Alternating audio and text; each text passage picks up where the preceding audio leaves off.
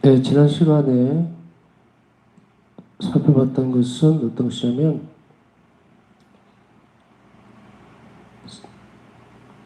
사랑은 결코 사랑하는 사람에게 상처를 주지 않는다.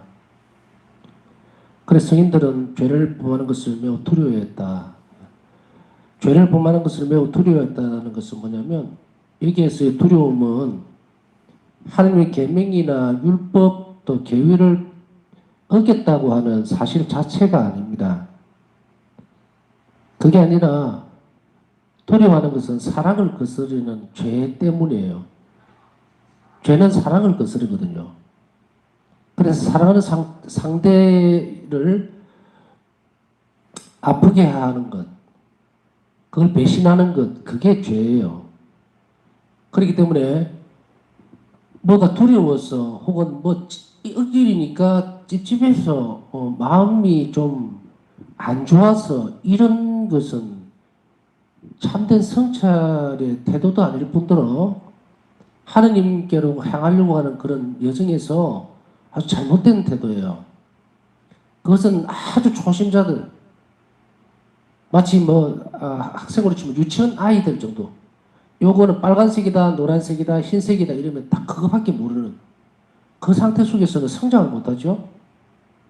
그렇기 때문에 성인들이 죄를 범하기를 두려워했던 것, 조심했던 것, 그것은 처벌이라든지 아니면은 이걸 죄를 지으면은 정말 연옥벌을 받아야 된다든지 이런 것 때문이 아니고 사랑 자체이신 하나님을 아프게 하는 것, 고통스럽게 하는 것, 그것이 두려운 거예요.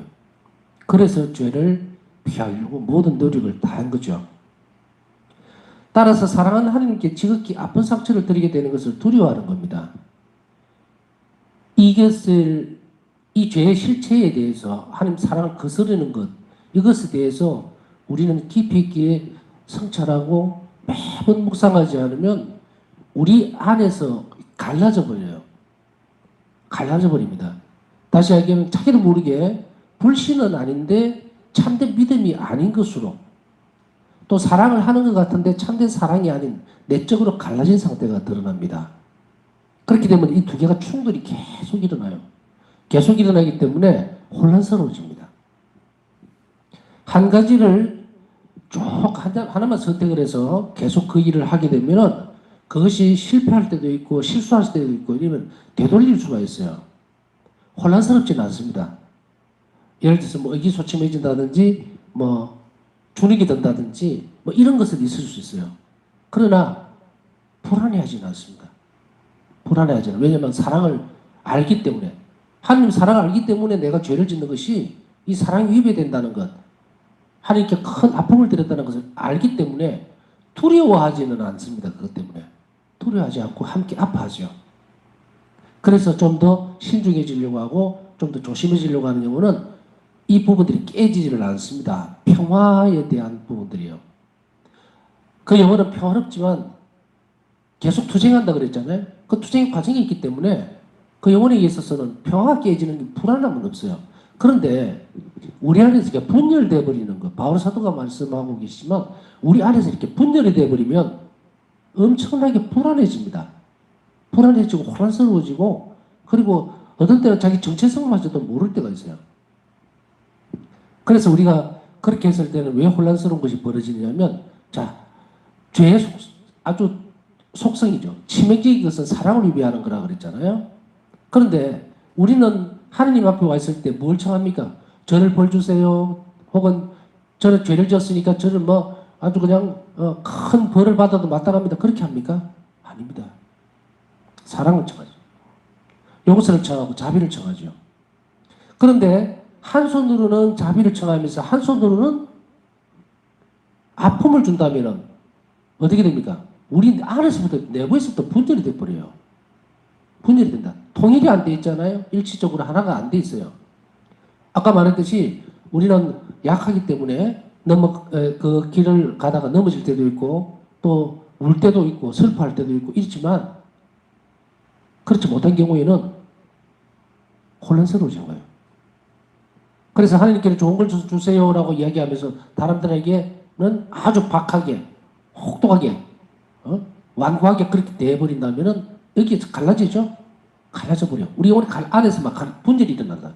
분열이 일어나면 우리가 하느님을 올바로 모시고 살지 못하게 만들어 버립니다.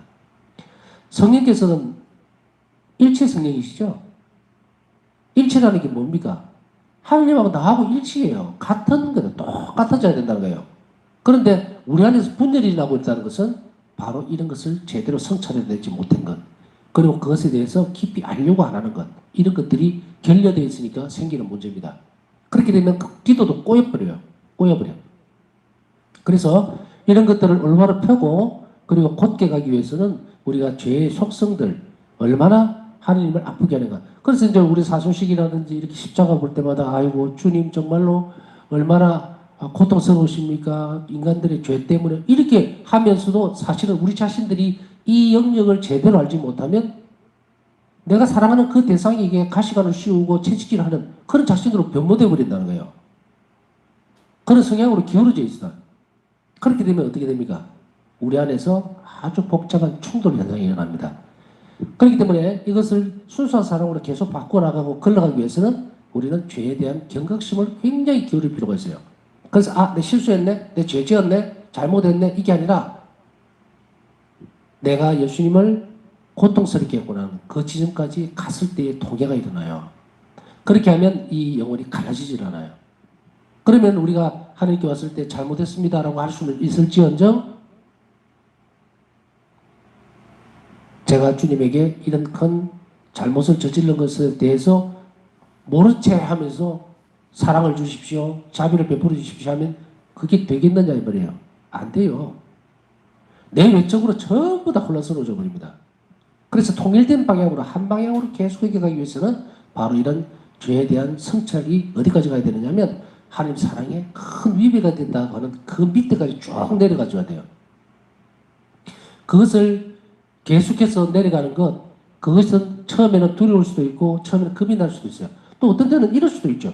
뭐 맨날 통회하라고 그러냐. 뭐 죄를 한번 찾아봐도 모르겠는데 오늘 하루를 성찰해 보면서 여러분 어떤 생각이 드세요? 오늘 무슨 죄를 지었습니까? 팍 떠오르는 오늘 하루 종일 집에만 있었는데 내가 뭐 다른 거 한 것도 없는데 그럼 오늘 하루 죄를 안 지었나? 이렇게 될 수 있잖아요.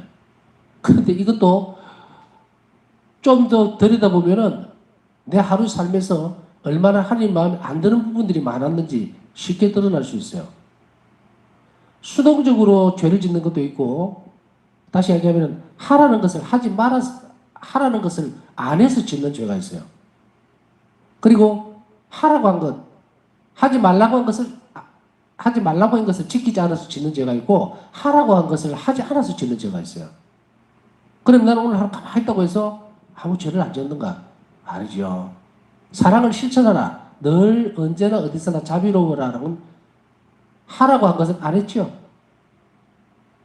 그게 하느님을 아프게 하는 거예요. 하느님 사업이 협력하지 못했던 것이고 자 이런 것들을 찾아내는 거거든요. 이런 것들을 찾아내므로 인해서 우리 영혼이 쭈그러드는 게 아니에요. 위축되거나 이런 게 아니라 그 안에 담겨져 있는 사랑을 하나님께서 주시는 그 사랑을 훨씬 더 깊이 알게 됩니다. 그렇게 함으로 인해서 우리 영혼이 겸손해지면 뭐가 더 넘쳐납니까? 하나님께서 주시는 은총이 넘쳐나죠. 그래서 그 영혼은 풍요로워진다. 자, 그래서 우리는 이런 것들을 끊임없이 실천해 나가고 성찰할 필요가 있습니다. 그래서 성인들은 사랑하는 하나님을 지극히 아프게 상처를 드리게 된 것에 대해서 두려워하는 겁니다. 그래서 우리가 이제 십자가를 볼 때에 이 성찰들을 계속 잘 해나가게 되면은 정말로 우리가 드리는 기도가 주님이 얼마나 고통스러우십니까? 라고 했을 때 그것에 대한 공감대가 형성이 되고 그리고 참으로 그게 진정성이 있게 되는 거예요. 내가 예수님을 아프게 하면서도 세상의 죄 때문에 그렇습니다. 정말 다른 사람의 죄가 이렇게 하고 세상의 죄가 이렇게 나는 내가 예수님 머리에 가시관을 씌워드리고 내가 채찍질을 하고 그거는 난 쏙 빠져버리죠. 그렇게 되면 분열이 일어난 거예요. 순수한 사랑과 참된 사랑을 점진적으로 영혼 안에 자리를 잡게 하기 위해서는 이런 내적 성찰들이 매일 매순간 있어줄 필요가 있다는 이야기입니다. 그 다음에 바울사 성녀도 죄를 이론적인 측면에서 두려워했던 것이 아닙니다. 사랑과 정반대에 있다는 사랑의 측면에서 두려워했어요. 앞에서 조금 설명을 해드렸죠. 죄를 이론적으로 머릿속에서 아 내가 죄 지었네 성사 보면 되겠 아무런 가치가 없는 것은 아닙니다. 고백 안 하는 사람도 있으니까. 그런데 그 사안에 대해서만 그 사항 내가 그까지 느꼈던 그만큼만 주는 거예요. 그 고해성사에서 주시는 은혜라는 것은 차고 넘치도록 많은데 나는 그만큼 내가 생차는 그만큼만 가지고 오는 거예요. 우리가 이 부분들이 깊이 있게 들어갈수록 하나님께서는 너무도 큰 것을 주시죠. 어떤 것인가? 내가 큰 죄를 지었기 때문에 그걸 용서받았을 때 큰 은총이 오는 게 아닙니다. 하나님 마음을 참으로 아프게 해드렸구나. 내가 이런 일들을 때문에 예수님을 너무 상하게 해드렸다는 그 지점까지 아무리 작은 거라더라도 내려가면 거기에 엄청난 은총들이 쏟아져 버립니다. 그럼 그 사람은 어떻게 될까요? 고해수 안에서 대단히 큰 변화를 가지고 오게 되죠. 완전히 바뀌는 것. 고해성사에서 참으로 회개한다는 것은 너무도 이게 예수님을 너무 아프게 해드렸던 그 부분에 대해서 돌아서는 것이 얼마나 큰 은총인지 모릅니다. 고해성사 이야기가 나왔으니까 잠깐만 거들고 갈게요. 제가 보자 때에 구포성당에서 성사를 주는데 미사를 마치고 나왔어요. 근데 어떤 분이 자매님이 와서 성사를 줄 수가 있겠느냐 이랬는데 저는 이제 고해성사를 미사 전에 30분 전에만 주고 미사 후에는 안 주거든요. 왜냐하면 신자들하고 인사를 하고 이래야 되니까. 근데 순간적으로 탁 거절을 하려고 했는데 얼굴을 딱 보니까 얼굴이 죽은 거예요. 순간적으로 딱 느껴지는 게 이분은 줘야 되겠구나 지금. 신자들한테는 뭐 인사는 내일 할 수도 있고 또 안 있겠나. 그래서 딱 들어오세요라고 했는데 얼마나 울었는지 그냥 막 엉망진창이에요. 그래 들어와서 이제 아마도 그날 내가 강론하던 내용이 이 자매에게 와닿았던가 봐요. 그래서 꽉 터져버렸어요. 몇십 년의 시간들이 다 터져버리고 와서 참으로 그 시간에 대해서 하나님과 화해를 하고 그리고 나서 이제 성사를 주고는 혼자 있으니까 신자들은 다 가버렸죠. 그거 듣고 있으니까 시간이 걸리니까 나와서 딱 봤는데 깜짝 놀랐어요. 처음에 성사를 보기 전에 얼굴이 새카맸거든요. 딱 나오니까 연세가 좀 있는 분이었는데 얼굴이 환한 거예요.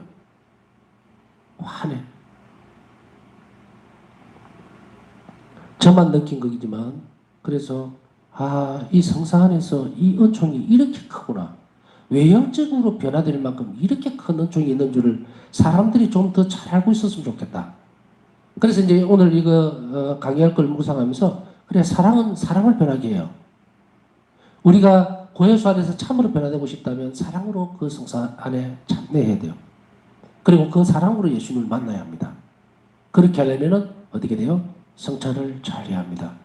이런 작은 부분들이 예수님을 너무도 아프게 해드렸다는 그 지점까지 갈 수 있도록 해야 되고 그러면 잘 올바른 성찰하기 위해서 무엇을 하는 것이 중요할까요? 라고 물으면 첫째는 기도하세요. 기도하셔야 돼요. 둘째는 묵상을 하셔야 됩니다. 죄가 미치는 영향에 대해서 얼마나 이 세상에 수없이 많은 어떤 어려움들 죄의 결과는 고통이고 그리고 죽음이고 정말 지구상 저 끝에 있는 굶주리고 있는 아이들이 내 죄 탓이에요. 우리는 그 수긍할 수 없겠죠? 어쨌든 보태졌다는 거예요. 세상의 죄에. 그것까지 묵상을 해야 돼요. 그렇게 해서만 우리가 변화가 일어나요. 물론 이 변화는 사랑의 변화입니다. 그래서 사랑과 정반대에 있다는 사랑의 측면에서 두려워한 것이지 죄를 이론적인 측면에서 이건 안 돼, 맞아, 이성적으로 판단하는 그 기준에 따라서 했던 것이 절대로 아니었다. 오 나의 예수님 영원한 진리시여 저는 아무것도 두렵지 않습니다. 고난도 두렵지 않고 고통도 두렵지 않습니다. 제가 두려워하는 것은 오직 하나, 당신을 거스르는 것입니다. 나의 예수님, 당신을 슬프게 하느니 차라리 제 존재가 없어지기를 원합니다. 일기 571번. 파우스타 성녀 다음으로 파우스타 성녀는 사랑이란 단지 감정으로만 하는 것이 아니라는 사실을 삶의 모범을 통해 우리에게 가르쳐주고 있습니다. 그렇죠. 사랑이라고 하는 측면은 감정으로만 되는 것이 아니죠. 어떤 때는 그것이 도움이 될 때는 있긴 있습니다. 어떤 때는 어떤 죄를 떠올리게 되면은 정말로 막 북받쳐 올라서 얼마나 큰 잘못을 했는가에 대해서 막 물기도 하고 가슴을 치면서 답답한 것을 드러내기도 하고 이러죠. 그러나 그것에서는 머물러서는 안 돼요. 우리가 내 탓이요, 내 탓이요 할 때 가슴을 치죠. 그 전례적 의미가 뭔지 압니까? 내 영혼을 두드리는 거예요. 내 영혼을 두드려서 깨우는 거예요. 그게 아니고 그냥 뭐 가슴만 두드리는 어떤 동작으로 그치는 것이 아닙니다. 내 영혼 안에 참으로 통해합니다. 라고 하는 그 전례적 동작이에요. 마찬가지로 이런 감정으로만 이루어지는 것이 아니기 때문에 그러면은 감정으로 하는 것이 아닌 이런 사랑을 삶의 모범을 통해서 우리에게 어떻게 가르쳐주고 있는가. 자, 잘 들으십시오. 사랑은 구체적으로 표현되어야 됩니다. 내가 하느님을 사랑한다면 저를 포함해서 여러분도 마찬가지요.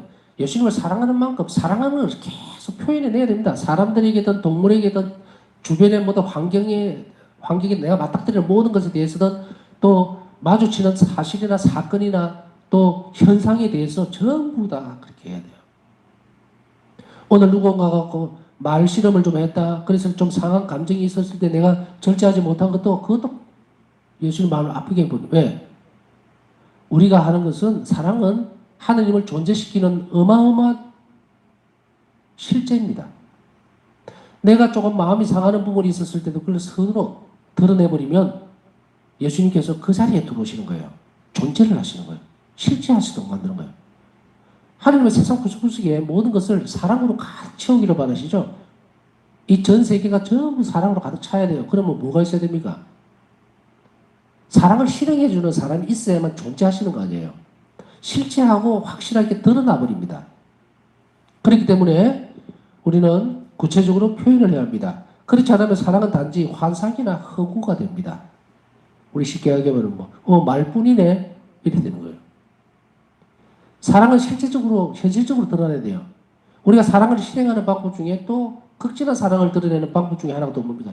영성체죠. 우리가 지금 이제 여기 예수님 모셔져 있지만 성체로 그냥 바라만 보고 있으면 아무 소용이 없어요. 그러면 그냥 존재하시는 거예요. 안 계시는 거 아니죠? 존재하시죠. 그런데 이 사랑이 구체화적으로 이 땅에서 또 나를 통해서 내 안에서 자비로 변형되기 위해서는 뭐가 돼야 됩니까? 영성체를 해야 합니다. 성체를 영해야 되죠. 그러면 성체를 영하면 그냥 영해집니까? 아니죠. 준비를 잘해야 되겠죠. 그러니까 내 삶이 어떻게 됩니까? 성체를 잘 영하기 위해서, 존재시키기 위해서, 나와 함께 사시기 위해서 나는 모든 일들을 일상적인 삶뿐 아니고 기도 생활 모든 것들을 점진적으로 다 정리해서 실행하겠죠. 바사성경은 이것이 사랑은 환상이나 허구가 아니기 때문에 이 진리를 분명하게 언급하고 있습니다. 사랑은 말이나 느낌으로 이루어진 것이 아니라 행동으로 이루어진다. 일개 392번. 아무리 내가 사랑한다 그러면서도 실행을 하나도 못하면 그 상대방은 못 얻었습니다. 하나님께서 예를 들어서 지금까지도 오늘날에도 성경을 통해서 나는 너희를 예언자들을 통해서 너희를 사랑한다라고 얘기만 하고 실체하지 않는다면 우리가 하나님께서 나를 사랑한다고 하는 것이 완전하게 드러나고 표현된 것이 뭡니까? 예수 그리스도 자신이잖아요. 당신이 십자가상의 죽음, 순환 다 통해서 우리를 사랑하신다는 걸 그대로 드러냈기 때문에 존재가 됐죠. 사랑이 실제로 존재가 된 거예요. 그러니까 우리는 그것을 받아들이는 거예요. 마찬가지로 우리가 하나님을 사랑한다고 얘기하는 것은 바로 이렇게 실제적인 모습들로 계속 실행해 나가야지 말로만 되어져서 이루어지는 것이 아니다는 겁니다. 그래서 이 부분을 바울사 성인은 분명하게 얘기를 하고 계시죠. 또한 이 행동은 순수한 지향을 지녀야 합니다. 사랑에 따라오는 행동, 그것은 순수해야 돼요. 무슨 목적을 가지고서 어떤 의도를 가지고서 나에게 유리하니까 이게 사랑 아니에요. 순수하지 못하는 불순한 의도를 가지고 있는 것들, 이런 것들은 혹은 자기 이득을 위해서 내가 저 사람을 도와주면 저 사람이 분명히 나를 도와줄 거야. 아니면 저 사람을 도와주면 나에게 큰 덕이 올 거야. 그건 사랑입니까? 아니죠. 이런 순수한 지향은 다시 말해서 하나님께 대한 사랑에서 나는 행동이어야 합니다. 이상하게 사랑 부분을 다루면서 자꾸 순수한 지향이라든지 또 순수한 사랑이라는 말을 많이 쓰고 있는데요. 순수한 지향은 어떤 행동을 하든 생각을 하든 말을 하든 그것이 전부 다 동기가 어디에 해야 된다? 하나님께 대한 사랑에서 나온 행동이어야 됩니다. 그래서 나는 하나님을 사랑하니까 이웃의 불행한 어떤 일들을 보고 가서 도와주려고 그러고 불쌍한 사람을 보면 어떻게든 도와주려고 하고, 그리고 물질적으로나 또 정말 식사를 제대로 못하는 그런 가정을 보면은 뭔가를 챙겨서 음식을 좀 준비해서 주려고 하는 것. 이게 사랑의 발단이 그 대상, 그 사람을 보는 것이 아니라 하나님 사랑에 대한 순수한 동기여야 된다. 하나님께서 나를 사랑하시면서 동시에 복음을 통한 모범적으로 보여주셨던 모든 행위들, 가난한 사람들, 불쌍한 사람들, 병자들 방문하시고 위로해 주시고 지혜해 주셨듯이 우리 또한 하나님을 사랑하기 때문에 예수님이 하셨던 그 일을 내가 한다는 분명한 지향을 가지고 나온 행동이라야만 된다는 거예요. 우리가 하는 일로 우리의 사랑을 하나님께 보여드리기 위해서는 모든 행위들, 가장 미소한 행위도 하나님께 대한 사랑에서 우러나온 것이 되어야 한다. 일기 279번이죠. 그래서 반복해서 말씀을 드리는 부분들이 될 수도 있는데, 묵주기도든 세시기도든 그냥 습관적으로 3시 다 됐네, 예수님이 하락하니까 지켜야지, 그거는 순수한 지향이 아니죠. 예수님께서 우리에게 원하시는 것, 그 세시기도를 예를 들어서 그 시간을 지킬 때에 우리는 사랑으로 그 시간을 기다려야 합니다. 왜냐하면 예수님께서 당부하셨잖아요. 우리에게 이 시간에 죄들을 위기를 위해서, 불쌍한 영혼들을 위해서 내 순환을 묵상하고 이것을 바쳐라. 그러니까 사랑으로 부탁한 것이니까 우리가 그 사랑으로 기다리는 그 시간, 거기에 응답하는 것이어야지 그냥 아무 생각 없이 있다가 3시 되니까 다 돼가니까 아이고 3시 기도할 때 됐네? 그러고 고왕좌왕하면서 그렇게 해서는 안 됩니다. 그래서 이게 팁을 하나 준다면은 어떤 부분들이 될 수가 있느냐면 3시 기도 같은 경우에 예를 들어서 한 10분 전쯤에 미리 주변을 잘 정리를 해야 됩니다. 달랑달랑하니 그 시간에 맞춰서 알람 울리면 해야지, 그렇게 하면 안 되고 10분 정도 전에 미리 주변을 잘 정리해서 부산 쏘는 것이 없도록, 그리고 내가 3시 기도에 그 지향을, 마음을 잘 모을 수 있도록 준비를 해야 돼요. 물론 어떤 경우에는 아주 다른 경우도 있을 수 있습니다. 전에도 몇 번 말씀드렸지만 장사하시는 분들은 뭐 계속 장사하고 손님들 받고 얘기하고 막 이런 과정들인데 언제 10분 전에 내적으로는 얼마든지 할 수 있어요. 10분 전에 예수님과 얼마든지 준비할 수 있습니다. 그렇기 때문에 이런 것들, 그 다음에 미소한 것이라는 것은 사소하게 넘어갈 수 있는 이런 모든 행위들이에요. 미사삼지를 준비하기 전에 내가 가서 미리 어떻게 준비를 한다든지, 하나의 방법도 또 어떤 것이냐면, 우리가 쭉 들어오면 미사삼지 할 때 막 허겁지겁 들어오잖아요. 그리고 성차 앞에 와서 앉죠. 저는 항상 어떻게 하느냐 하면, 가능하다면 여러분들 이렇게 보시면 좋아요. 미리 5분 전이나 10분 전에 10분 전쯤 원내를 도착을 하면 성모님상 앞에 가서 1분이든 2분이든 청하십시오. 기도를 하세요. 성모님께 오늘 온전하게 이 미사 참여를 잘 할 수 있도록, 그리고 예수님을 잘 알아볼 수 있도록, 그리고 온 정성을 다해서 이 미사에 참여할 수 있는 은총을 구해 주십시오. 얻어 주십시오라고 성모님께 맡기고, 그리고 나서 성차 앞으로 가면 여러분들 굉장히 달라져요. 성모님께서 우리에게 얻어주시는 은총의 순간들이 너무도 크기 때문에 바로 이런 부분들을 여러분들이 잘 염두에 두실 필요가 있습니다. 왜냐하면 마지막 성찬의 전례 때도, 무교 만찬 때도 우리가 미뤄보건대 성모님께서 그 자리에 분명히 계셨을 거라는 거 의심의 여지가 없죠. 마찬가지로 우리 12사도들만 있는 것 같지만, 그러나 항상 조금만 생각해보면 알잖아요. 성모님과 떨어지신 적이 없죠. 그 이제 마지막에 예수님께서 순환을 당하시는 그 시간대에는. 그렇다면 또 주변에 여자 제자들도 많이 있었을 거잖아요. 그러면은 이 제자들 힘만으로 체험 만찬은 준비가 됩니까? 남자들만 모여가지고? 아니죠. 미리 준비를 다 했을 거라는 거죠. 그래서 그 공간 안에 다 있었다는 걸 생각하면 성모님은 한시도 예수님과 떨어지신 적이 없다. 영적으로든 육적으로든. 육적으로는 좀 떨어질 수 있어요. 그러나 영적으로는 늘 결합해가 계셨어요. 예수님께서 공생활 하시면서 여러 곳을 다니실 때 성모님은 비록 고향에 계셨지만, 그러나 영적으로는 아주 긴밀한 하나로 움직이셨다는 것을 생각한다면 우리가 미사 때도 성모님께 미리 그런 은총들을 청하는 것이 아주 좋습니다. 그 다음에 바울사 성령은 진실한 사랑이 무엇으로 이루어지는가를 말해주면서 하나님께로부터 직접 받은 지식을 우리에게 나눠준다. 자, 이거 중요하죠? 진실한 사랑은 무엇인가라고 하는 것에 대해서 철학적으로 논하는 거 아닙니다. 우리 경험적으로 논하는 거 아닙니다. 직접 예수님께서 가르쳐 주신, 부어주신 지식을 우리에게 나눠줍니다. 자, 읽어드릴게요. 하느님께서는 진실한 사랑이 무엇으로 이루어지는가를 나에게 알려주셨으며 그것을 어떻게 실천해야 하고 또 어떻게 증명해야 하는지에 대한 빛을 주셨다. 하나님에 대한 진실한 사랑은 하느님의 뜻을 수행하는 것으로 이루어진다.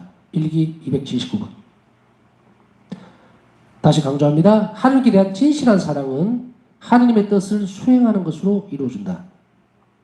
그러므로 하느님께서 바라시는 것을 바라지 않는 사람은 아무도 하느님을 사랑한다고 할 수 없으며 하느님께 대한 사랑은 필수적으로 하느님 뜻을 완전하게 실천할 것을 요구한다. 하느님의 뜻을 이해하고 실천한다는 것. 하느님의 뜻은 과연 이 땅 안에서 무엇일까? 그거는 인간 구원이에요. 하느님께서 세상 마지막까지 무엇을 위해서 성자 예수님을 이 땅에 보내셨는가를 본다면 구원 문제입니다. 그러면 하나님 뜻을 실행해 나가고 같이 한다는 것은 뭡니까? 영혼을 구하는 거예요. 영혼들을 구하는 거. 우리가 육체적으로 힘든 사람들, 병자들이라든지 또 힘들어하는 사람들에게 우리가 무엇을 줍니까? 자비로운 행위라고 그러죠. 그 자비로운 행위의 특징이 뭡니까? 하나님의 자비는 그 영혼을 구원하기 위한 겁니다. 외적인 것으로만 보듬어 주고 알아주는 것이 아니에요. 내 행위를 통해서 그 영혼에게 빛이 들어가고 하나님 은총이 들어감으로 인해서 그 영혼을 구원하기 위한 겁니다. 결국은. 그래서 인간 구원을 위한 모든 행위들을 다 하는 뜻이에요. 우리가 미사 참여를 한다든지 그 다음에 여러 영혼들을 위해서 미사를 드린다든지 연도를 바친다든지 자비기를 바친다든지 이거 전부 다 한 곳으로 다 몰려 있어요. 어디로? 결국은 영혼들을 구원하기 위한 거예요. 그렇기 때문에 하나님께 대한 사랑은 필수적으로 하나님 뜻을 완전하게 실천할 것을 요구하기 때문에 언제 어디서나 어떤 상황에서나 너는 나의 자비를 실천해야만 한다는 이 지상 과제를 바울사 성령에게 이 사명을 주신 것은 언제 어디서나 어떻게든지 간에 이 말이에요. 하나님 뜻을 실행해라 이 말이거든요. 그건 뭡니까? 자비를 실천하라. 사랑과 하느님의 뜻을 실천하는 것의 상호관계를 인식하면서 바울사 성령은 다음과 같이 말하고 있습니다. 하느님을 사랑한다는 것은 하느님 뜻을 실행한다는 거예요. 하느님 뜻을 실행하지 않는 그 사람은 하느님을 사랑하지 않는 사람이에요. 그렇다면 우리에게 있어서 결론이 이렇게 나죠. 자비롭지 못한 사람은 하느님을 사랑하지 않는 사람이다. 우리가 왜 이웃에게 자비로워져야 되는지 그것은 실행하면 할수록 하느님을 저는 사랑합니다라고 드러내는 방법이 이거예요. 이것밖에 없어요. 다른 여러 갈래로 살펴볼 수 있겠죠. 그럼 아까 얘기했듯이 아이고 그러면 자비라는 것은 우리 행동 모든 태도들을 다 아우르는 거기 때문에 포함 안 되는 것이 없습니다. 뭐 병자들을 돌보고 또 뭐 하고 뭐 어떤 행동이든 간에 그리스도인의 모든 올바른 행동을 규정하는 것은 바로 자비로우냐 아니냐예요. 자비는 온갖 선을 다 포함하고 있고 온갖 정의로운 일을 다 포함하고 모든 것을 다 수용하고 있기 때문에 이 자비는 최고 정점입니다. 그렇기 때문에 한마디로 압축시키면 자비로운 일을 실행할 것 이렇게 되는 거예요. 이 상호관계에 사랑하는 것은 하나님 뜻을 실행한다는 이 상호관계를 인식하면서 바울사 성령은 다음과 같이 말했습니다. 나는 하나님의 뜻을 사랑과 기쁨을 가지고 실천한다. 일기 525분. 나의 목표는 하느님이다.